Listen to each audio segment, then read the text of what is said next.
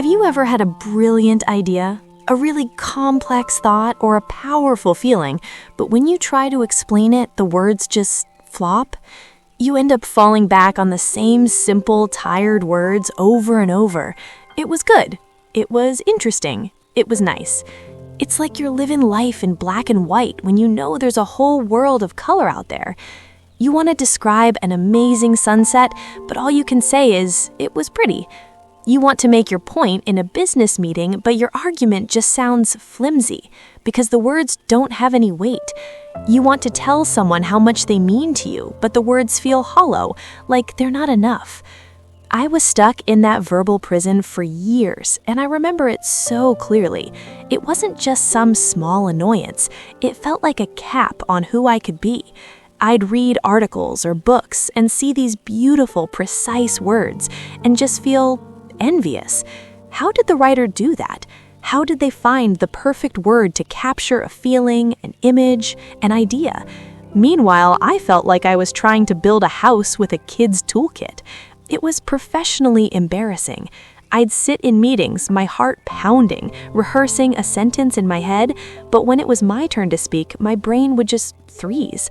It would rummage through its dusty, barren vocabulary closet and pull out the same old, worn-out words. The result?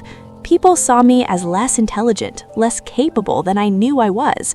My ideas, which felt so strong in my mind, came out sounding simple and weak. Socially, it was just as bad. I'd be in a conversation wanting to add something meaningful, but by the time I wrestled my thoughts into simple enough words, the moment was gone. It created this constant, low-level anxiety, a fear of being put on the spot, a fear of sounding dumb, a fear of not being able to really connect with people because my language was a wall, not a bridge. And the worst part was how frustrating it was trying to fix it. I did what everyone tells you to do. I downloaded the vocabulary apps, I bought the word-a-day calendars, I tried to memorize long lists of words from the dictionary. It was a complete disaster. Trying to learn words from a list is like trying to learn how to swim by reading a manual about water. The words felt alien. They were just abstract definitions on a page, totally disconnected from real life. I might remember a word for a day, but I never knew how to actually use it. It never felt like my word. When was I ever going to casually drop pulchritudinous into a conversation? It felt fake. All that effort and my day-to-day vocabulary didn't change at all. I was on the verge of giving up, of just accepting that I wasn't a word person. I was ready to settle for a life of good, bad, and interesting. And then I stumbled upon a method that changed everything, and it all started with a story. I wasn't trying to learn a new language. I was just looking for an escape. I picked up a biography of a historical figure I'd always admired. I was curled up on this old armchair with rain lashing against the window, just wanting to lose myself in someone else's world. And as I read, something strange happened. The story was so compelling, so emotional, that I forgot I was even reading. I was living it. I was walking next to the main character, feeling their wins and their losses. I wasn't consciously trying to learn anything, but as I turned the pages, I noticed that certain words I'd never seen before or had only vaguely recognized, started to make perfect sense. They weren't just definitions anymore. A word on a list is like a seed held in your hand. It has potential, but it's lifeless. In a story, that same seed gets planted in the rich soil of human experience, watered by emotion, and it grows real roots in your mind. I wasn't memorizing, I was understanding. That was the click. That was the light bulb moment when I realized the problem wasn't my brain, it was the method. The human mind isn't built to remember random, isolated facts. We're wired for stories. Stories give us the rich, meaningful context our brains crave, letting us pick up new words and grammar naturally. I put the book down, my mind just buzzing. This was it. This was the key I'd been looking for. The journey begins, laying the foundation. That discovery lit a fire in me. I completely ditched the flashcards and the word lists. My new classroom became the world of real-life stories, biographies, memoirs, long-form journalism, even those deep, personal documentaries. I decided to start my journey by diving into one person's life. I chose the story of an entrepreneur who had built an empire from absolutely nothing. His early life was filled with hardship, which resonated with my own struggles, even if they were in a totally different context. The book started by describing his childhood in a desolate, poverty-stricken town. The author painted this grim picture of the landscape and the mood of the people there. One sentence in particular just jumped out at me. It said, "The town was steeped in a pervasive sense of melancholy." Now, let's pause right here. This is exactly how the magic works. Before, seeing melancholy on a list would mean memorizing its definition, a feeling of pensive sadness. Learning it this way is like knowing the chemical formula for a rain cloud. But in this story, the word wasn't a formula, it was a feeling. The author had spent pages showing me the gray sky, the shuttered storefronts, the hunched shoulders of the people. So when the word appeared, it was like feeling the cool rain on your skin. The context gave the word a color, a temperature, a weight. It wasn't abstract anymore. And that's the first big secret. A story provides a natural, emotional home for a word. So let's break this word down the right way, using the story as our anchor. Word 1. Melancholy. Adjective or noun. Story context. The town's atmosphere was one of deep, persistent sadness and hopelessness. The story made me feel the melancholy before it even named it. Simple definition. A deep, thoughtful, and often long-lasting sadness. How I'd use it. A melancholy tune was playing on the radio, fitting the rainy day perfectly. Even though he won, he couldn't shake a strange feeling of melancholy. The old abandoned house had a certain melancholy beauty to it. What it's not just being bummed out for a minute. Spilling coffee on your shirt makes you feel annoyed, not melancholy. It's the opposite of excitement or joy. A surprise party brings on glee, not melancholy. This is a great example of a Tier 2 word. Think of it like this. Tier 1 words are your basic primary colors, like sad. Tier 2 words, like melancholy, are the thousands of richer shades in between, like indigo or periwinkle. They give you far more precision. By seeing it in the entrepreneur's story, it became a tool I could use to describe a specific, complex emotion with so much more precision than just saying sadness. As I kept reading, the entrepreneur's journey took him to a bustling city where he started his first business. He faced huge challenges. The author wrote, "He was a tenacious man. Every failure only seemed to strengthen his resolve." There it was again, a word I'd probably seen before but never really owned. Tenacious. The story didn't just say he was persistent, it showed me. It detailed the sleepless nights, the dozens of rejected loan applications, the times he picked himself up after getting knocked flat. The story was just a series of actions that all added up to the definition of tenacious. Word 2. Tenacious. Adjective. Story context. The entrepreneur refused to give up, no matter how many setbacks or failures he faced. His actions were the definition of the word. Simple definition. Holding on tight to something, like a goal or a belief, being incredibly determined. How I'd use it. The tenacious reporter wouldn't let the story go, convinced she'd find the truth. She was tenacious in her goal to run a marathon, training in all weather. That's a tenacious weed. I can't seem to get rid of it. What it's not. Giving up after your first try isn't tenacious. Someone who's easily discouraged isn't tenacious. Again, this is a fantastic Tier 2 word. It's so much more descriptive than just stubborn or persistent. It has a feeling of admirable determination, and because I had linked it to the story of this person I was starting to admire, the word itself took on a positive, powerful feeling. I wasn't just learning a word, I was learning a concept, an ideal, through the story of a real person. Section 2. The journey deepens, building complexity. As my confidence grew, I started looking for more complex stories. This is where I started running into Tier 3 words. If vocabulary is a toolkit, Tier 1 words are your basic primary colors like hammer and screwdriver that everyone has. Tier 2 words, like the adjustable wrench and pliers for more complex jobs. Tier 3 words are the specialized instruments of a surgeon or a watchmaker, terms specific to a particular field. I remember reading a detailed breakdown of a financial crisis. The author didn't just list facts, they told the story through the eyes of a few key people.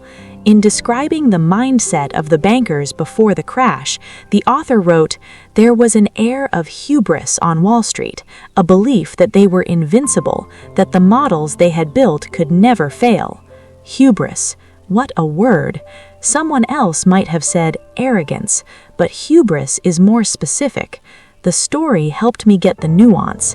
It's not just confidence, it's a dangerous, blinding arrogance that comes right before a fall. It's like a hot air balloon that climbs so high on its own hot air that it eventually pops. The way the article built up this incredible success and then showed the devastating collapse was the very definition of a cautionary tale about hubris. That connection made the word impossible to forget. Word 3. Hubris. Noun. Story context. The bankers' belief that they were infallible and their total disregard for risk, which led directly to their downfall. Simple definition. Excessive pride or self-confidence that makes a person feel untouchable, often leading to their ruin. How I'd use it. In a classic display of hubris, the champion taunted his opponent and then lost the match. The politician's hubris made him believe he could get away with anything. Building a mansion on the edge of a cliff seems like an act of supreme hubris. What it's not. Quiet confidence that comes from skill and practice is not hubris. Humility is the opposite of hubris. The same article then described how the public reacted to the crisis. People were furious. The author needed a word to capture this widespread, bitter anger. The author wrote, "The bailout of the banks was met with public acrimony." Acrimony. This isn't just anger, it's bitter, harsh, and resentful. Normal anger is like a fire that burns hot and fast. Acrimony is like the toxic, smoldering embers that refuse to go out, poisoning the air long after. The article had shown me the lost jobs and foreclosed homes, so when the banks that caused it all were saved, the feeling wasn't just anger, it was acrimony. The story let me feel the injustice, and in doing so, understand the exact flavor of this word. Word 4. Acrimony. Noun. Story context. The bitter, resentful anger of a public that felt betrayed by the system. Simple definition. Bitterness or bad blood, often expressed in angry, heated arguments. How I'd use it. The divorce was filled with acrimony, with both sides making accusations. The business partnership ended in acrimony and lawsuits. Despite their disagreements, there was no personal acrimony between the two rivals. What it's not. A friendly debate doesn't involve acrimony. Forgiveness is the opposite of acrimony. Do you see the pattern here? Each word is like a key that unlocks a deeper understanding of the story, and the story, in turn, is the rich, fertile ground where the word can plant its roots in your mind. You're not just learning a list of words, you're building a mental map of how ideas and feelings connect. This is why this method is so powerful. It pulls in your imagination, your emotions, and your intellect all at once. Section 3. The climax. the transformation realized. The real test, of course, isn't whether you recognize a word in a book, it's whether you can use it naturally in your own life. For me, that moment of truth came about a year after I started this whole journey. I was in a high-stakes meeting at work, the same kind of meeting that used to fill me with dread. My company was considering a risky new project. The room was split. One side was all enthusiasm, the other was deeply skeptical. The discussion was going in circles. My boss turned to me. "You've been quiet. What are your thoughts?" In the past, my mind would have gone blank. I would have mumbled something like, "I think it's interesting." But this time was different. Before, my thoughts felt like a blurry photograph. I knew what I wanted to say, but I couldn't bring it into focus. Now, thanks to the stories I'd read, I had the words to make it a high-resolution image. I took a breath. I appreciate the passion on both sides here, but I'm concerned we're framing this as a dichotomy between guaranteed success and total failure, and that's stopping us from having a more productive conversation. A few heads nodded. I had their attention. Dichotomy means a split between two things presented as total opposites. It was the perfect word to describe the flawed debate. It was precise, it sounded smart, and I knew exactly how to use it. I went on. The enthusiasm for this project is based on some very sanguine projections. Sanguine means optimistic, especially when things are tough. But these projections seem to be ignoring several key risks. On the other hand, the opposition is right to be cautious, but I worry their position is bordering on pusillanimous. Okay, pusillanimous was a bold choice. It means being timid or showing a lack of courage. I learned it from a historical account of a general who was too afraid to act. It was a strong word, but in that moment, it was the right word. It perfectly captured the feeling that the opposition was being ruled by fear. I saw a flicker of respect in my boss's eyes. I hadn't just taken a side, I had redefined the problem. I finished. My concern is that the sanguine camp is showing a hint of hubris, like in so many failed ventures. At the same time, the pusillanimous approach will guarantee we miss a huge opportunity. I don't think this is a simple dichotomy. The real challenge is to find a middle path, a way to go after this opportunity while we mitigate the very real risks that have been raised. Mitigate means to make something bad less severe, another gem I picked up from the story about disaster recovery. The room was quiet. Then my boss smiled. "That," he said, "is the clearest summary I've heard all day. You've just reframed this entire problem for us. Okay, let's talk about mitigation." I felt this surge of confidence. It wasn't just that I'd used fancy words, it was that I'd used them correctly. They were sharp tools that let me dissect a complex problem and share my thoughts with clarity and power. I had finally moved beyond good and bad. I was speaking in color. For the first time, the person I was in that meeting room was the same person I was in my own head. My language was no longer a prison, it was a key. So, how can you make this happen for yourself? It's not magic, it's a method. Here's the blueprint. First, immerse yourself in real stories. Ditch the word lists. Pick biographies, memoirs, and documentaries that you actually find interesting. The engagement part is critical. You're not studying, you're experiencing. The stories give you the context and emotion your brain needs. Second, read with a purpose. When you hit a word you don't know, think of yourself as a detective. The unknown word is a locked room. The surrounding sentences are the clues scattered around the scene. Use those clues to guess the meaning before you look it up. Ask yourself, what is the story showing me that this word is trying to tell me? Third, create a collection of your words. When you find a good one, like melancholy, tenacious, hubris, acrimony, dichotomy, sanguine, pusillanimous, mitigate, don't just write it down. Write the word, a simple definition, and the sentence from the story where you found it. This connects the word to the narrative. Fourth, practice right away. This moves a word from your passive vocabulary to your active vocabulary. Your passive vocabulary is like a huge storage unit full of tools you know you have but can never find. Your active vocabulary is the tool belt you wear every day. Using the new word in an email or conversation is how you move that tool from the dusty storage unit right onto your belt, ready to be used. This method works because it taps into how our brains are wired. It connects language to experience, emotion, and memory. It shifts you from the frustrating process of memorization to the joyful process of true learning. You don't have to live in a black and white world of good and interesting. There's a universe of precise, powerful, and beautiful words waiting for you. And it's not hidden in a dictionary, it's woven into the fabric of real-life stories. My journey from being tongue-tied and frustrated to speaking with confidence has been one of the most empowering experiences of my life, and it all started with just reading a story. Now, I want to hear from you. What's your biggest struggle when it comes to vocabulary? Have you ever had one of those moments where you just couldn't find the right words? Share your story in the comments below. Your story might be the one that helps someone else start their journey. And if you found this idea helpful and want to keep learning how to use stories to transform your language skills, make sure to subscribe and hit that notification bell. I'll be sharing more stories and breaking down more powerful words in the weeks to come. Remember, the words you use shape your reality. They can limit you or they can liberate you. The choice is yours. Start your story today. Thanks for watching.